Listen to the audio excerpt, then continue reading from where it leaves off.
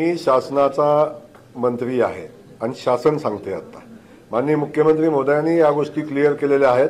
जी R आले असतील, बहुतेक पोचलेच असतील आणि जी आर नसले तरी पोचतील, परंतु हा जी आर माझ्या सोबतच आहे, हा जी आरच आहे सरकारचा आणि त्या जी आर मध्ये या सगळ्या गोष्टी आहेत।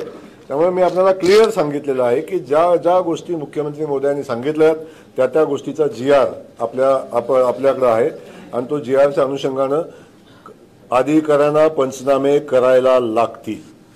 कुठल्याही पद्धतीने जर अशा पद्धतीने कोणी हलगर्जीपणा केला किंवा कोण केला तर त्या अधिकाऱ्यावर पण कारवाई केली जाईल।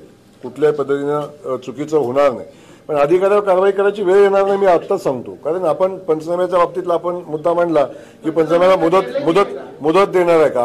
आपण बघता परिस्थिती काय होती। लोकांचा जीव वाचवत असताना, जनजीवन सामान्य करत असताना अख्ख्या यंत्रणा त्या व्यवस्थेमध्ये गुंतून होत्या। आता त्या फ्री झालेल्या आहेत आणि पंचनामे केलेले आहेत। पंचनामे तर आता तातडीने होतील। बहुतांश पंचनामे मला वाटते बऱ्यापैकी होत आलेले आहेत। त्यामुळे आपण बघितलं की बहुतांश पंचनामे झालेले आहेत, असंच आता परिस्थिती आहे। त्यात वाढीव आपण काय 2 चं 3 हेक्टर केला असेल, बाकी काय केलं असेल त्याचे पंचनामेचे जे काय राहिले असतील ते पंचनामे होतील। परंतु ही सगळी मदत आपल्याला दिवाळीपूर्वी शेतकरी बांधवांच्या खात्यावर कशी पोहोचेल अशा पद्धतीचे नियोजन आणि अशा पद्धतीच्या सूचना माननीय मुख्यमंत्री महोदयांनी दिलेल्या आहेत।